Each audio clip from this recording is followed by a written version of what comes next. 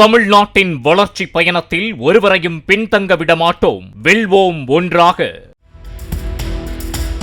கரூர் மாவட்டம் குளித்தலை அருகே வளையப்பட்டியில் வீடு புகுந்து உள்ளே தனியாக உறங்கிக் கொண்டிருந்த 75 வயது மூதாட்டியை கடுமையாக தாக்கி சத்தம் போடக்கூடாது என்பதற்காக அவரது குரல் வளையை காலால் மிதித்து 4 சவரன் தங்கத்தாலியை பறித்துச் சென்ற முகமூடி கொள்ளையனை போலீசார் தேடி வருகின்றனர். தாலியை எடுக்க விடாமல் தடுக்க முயன்ற மூதாட்டியின் தலை, முகம், கை உள்ளிட்ட இடங்களில் கொள்ளையன் தாக்கிவிட்டு பின்வாசல் வழியாக தப்பிச் சென்றதாக கூறப்படுகிறது.